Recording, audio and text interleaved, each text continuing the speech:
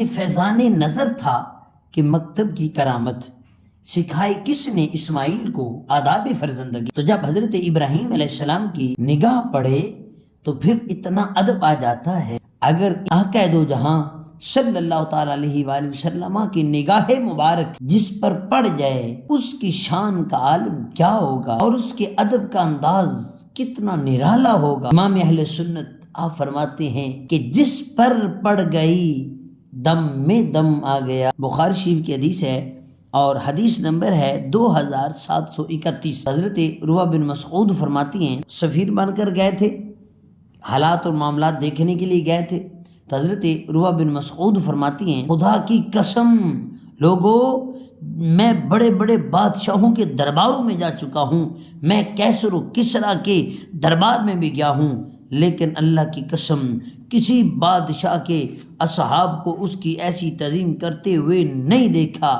جیسی محمد کے صحابہ محمد کی تعظیم کرتے ہیں۔ اتنا ادب، اتنا احترام جب نگاہ مصطفیٰ پڑ جائے تو پھر یہ ادب سیکھنے کے لیے کسی کالج یونیورسٹی میں داخلہ نہیں لینا پڑتا۔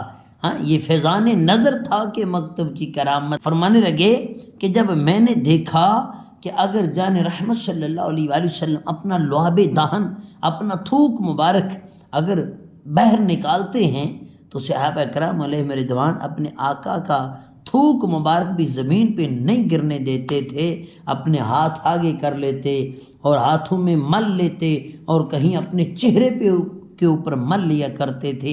یہ ادب تھا، یہ احترام، یہ تعظیم مصطفیٰ تھی۔ جان رحمت صلی اللہ علیہ وآلہ وسلم جب وضو فرمایا کرتے تھے تو ایسا لگتا تھا کہ وہ جو صحابہ تھے اس وضو سے بچا ہوا جو برکت کا پانی ہے، عروہ بن مسعود فرماتے ہیں ایسے لگتا تھا کہ جیسے وہ پانی حاصل کرنے کے لیے آپس میں لڑ پڑیں گے۔ اور عروہ بن مسعود رضی اللہ تعالیٰ عنہ کہنے لگے کہ جب وہ جان رحمت صلی اللہ علیہ وآلہ وسلم لب مبارک کھولتے، آپ بولتے تھے تو صحابہ کرام کی آواز آہستہ ہو جاتی، خاموش ہو جاتے، اپنے آقا کی آواز سے اوپر آواز نہیں جانے دیتے تھے۔